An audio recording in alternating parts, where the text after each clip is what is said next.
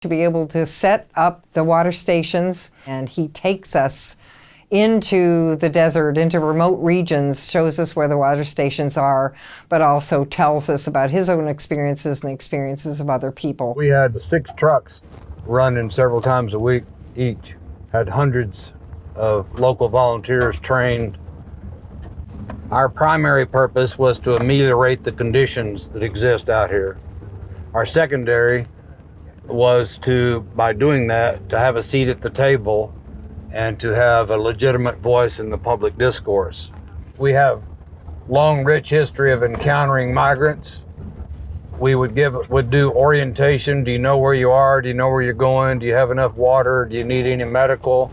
Do you need to make any emergency calls? We can't call your family. We cannot put you in the vehicle unless it's a medical emergency. The problem when we established humane borders, we had to have a, quote, disturbed area where you could, and you had to be able to drive to it, to be able to service the station, etc. That meant that the migrants were on roads or near roads or a few miles off a road or whatever. And now they're pushing them so far away, the migrants are dying farther and farther away from those kinds of locations. So the effectiveness of humane borders has plummeted. No more deaths, and the Samaritans are going out and making water drops where they have to carry the water in another mile or so and drop it off.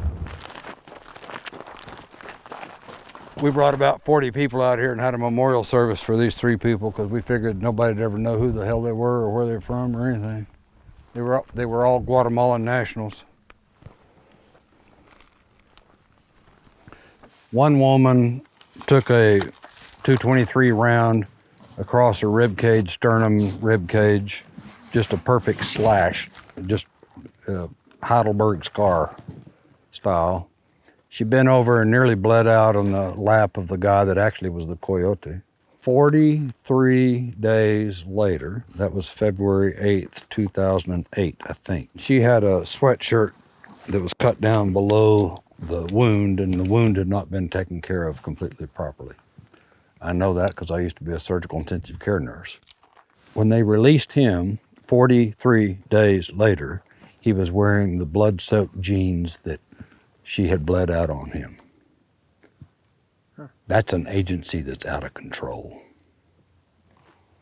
You know, I have one word for ICE, Immigration and Customs Enforcement. Am I on camera? Fuck them. If you want to represent the United States, its values, its traditions, and its laws, you do not abuse people like that. You show them what the United States stands for. If you want, a cop is not a court. You have no right to pass judgment on any human being absent a court order.